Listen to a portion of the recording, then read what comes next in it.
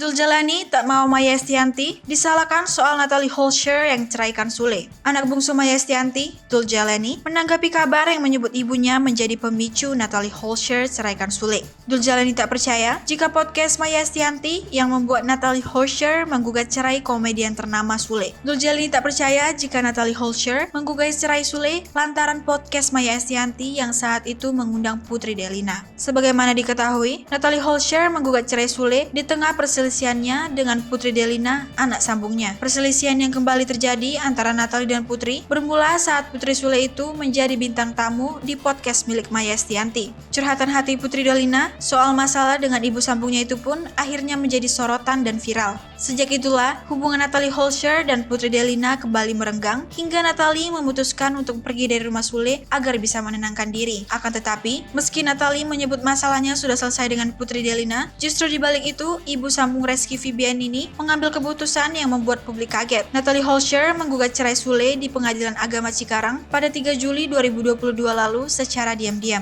Kabar perceraian pasangan yang belum genap 2 tahun menikah ini pun menimbulkan banyak spekulasi terkait penyebab Natalie mengambil keputusan tersebut. Salah satunya yaitu Maya Estianty yang disebut sebagai pemicu dari masalah yang terjadi di keluarga Sule dan Natalie Holscher. Anak bungsu Maya Estianty, Dul Jalani pun akhirnya angkat bicara terkait hal tersebut. Dul pun tak mau berkomentar terlalu banyak terkait keretakan rumah tangga Natalie Holscher dan Sule yang juga menyeret nama ibunya itu. Pasalnya, ia merasa tak mengetahui secara pasti permasalahan yang terjadi antara Sule dan Natalie. Anak Maya Estianty dan Ahmad Dhani ini pun meyakini ada sesuatu yang terjadi di rumah tangga Natalie dan Sule hingga membuat keduanya harus berpisah. Oleh karena itu, Dul hanya bisa mendoakan yang terbaik untuk Natalie dan Sule. Sementara itu, Dul mengaku tak tahu soal ibunya yang ramai dihujat oleh warganet di media sosial terutama Instagram. Dul menyebut bahwa dirinya tak ada waktu untuk membaca komentar-komentar negatif dari warganet.